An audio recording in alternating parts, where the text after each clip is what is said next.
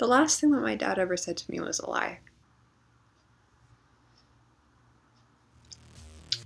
Welcome to my weird camera setup, my mental breakdown.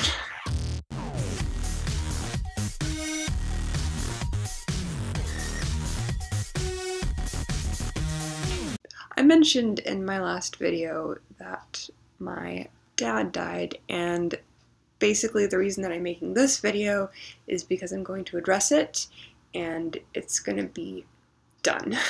Because I kind of want to just like deal with it and let it be gone. I'm going to talk about this and then I'm not going to talk about it anymore. This isn't going to be an ongoing series about dead dad trauma and how it's affecting my mental health, because I don't know how it is and it might not be. Just quite frankly, I don't think that's interesting. So there are kind of a couple of different things that I wanted to talk about. One of them is your relationship with your parents. I think one of the things that kind of happens primarily is that you're demystified. When you're a kid, you think adults, and particularly parents, have magical powers and that they can fix things because they have means beyond what a kid can understand. And when you're a kid, it seems like, well, they can take care of everything.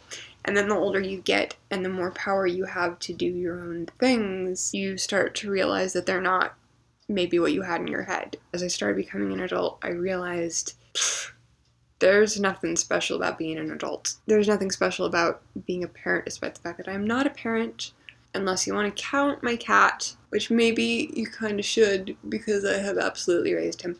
He's the one thing that I'm not completely fucked up in my life. I'm very proud of him and how I've raised him. He's a good boy. He's asleep just off camera on a pile of blankets. It's really cute. I shouldn't say that. I shouldn't put myself down like that. Relationships with parents, that's what I was talking about. You know, people are imperfect, and I felt like there was a lot of bullshit that I started to see past. And I don't want to make this out like my dad was a terrible person. And when I was a kid, he was someone who I looked up to. As I got older, he was that less.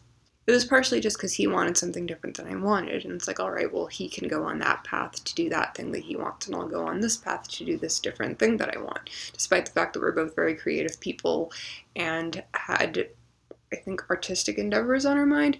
We went about approaching them in very different ways. I mean, that's as an example of ways in which I was seeing what he was doing, going, I don't want to do that. I know that as far as the parental side goes, how much he cared about me and my brother, I do think he was a good parent. You know, the difference between your parenthood and your personhood are two different things. And to be clear, I think he was a good person.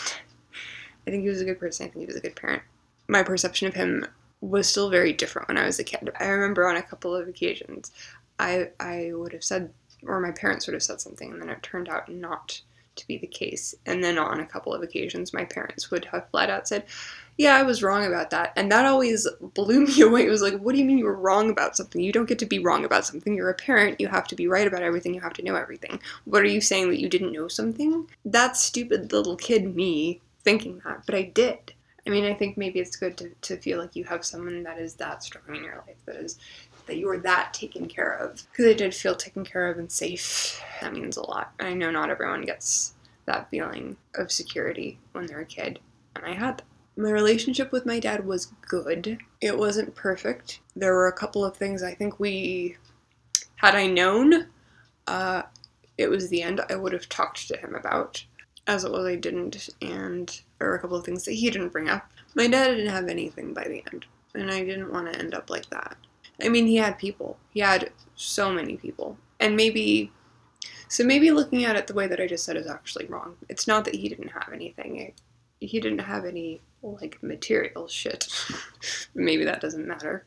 Can't take it with you. The other thing is I keep going to, like, text him, or, like, I'll earmark something like, oh, I want to be sure to bring that up, and then I'll realize that there's no point. Or I'll be scrolling through my texts, and his name comes up, and I'll see the last thing that he texted me, which was, like, such a dumb thing. Ugh, so dumb.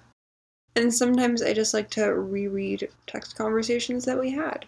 And it's not just with texting either. It's like, because this is such like a family involved thing, I'm seeing my mom all the time, I'm seeing my brother all the time, I'm seeing aunts and uncles and out of town people who I have not seen in a really long time all the time.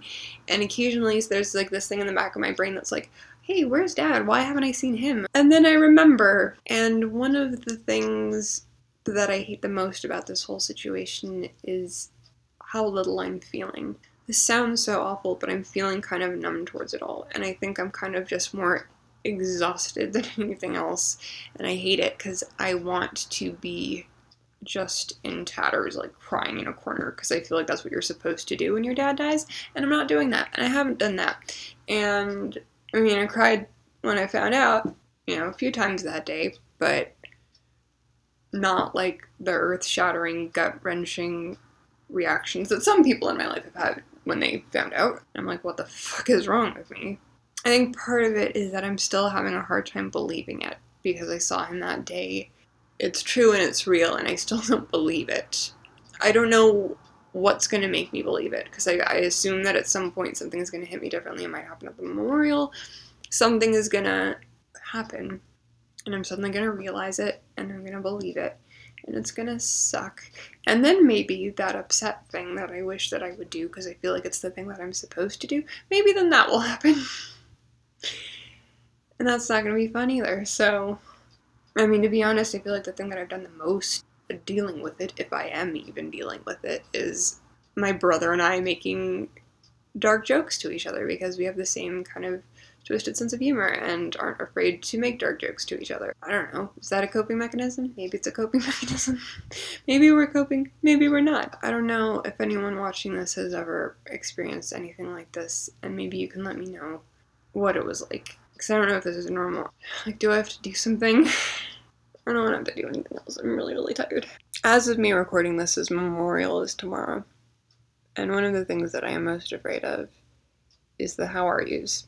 How are you? I'm not good. But also, to be honest, I don't know what I am. I don't know how to answer that question. I'm not sure that I understand entirely what that question means. I don't know.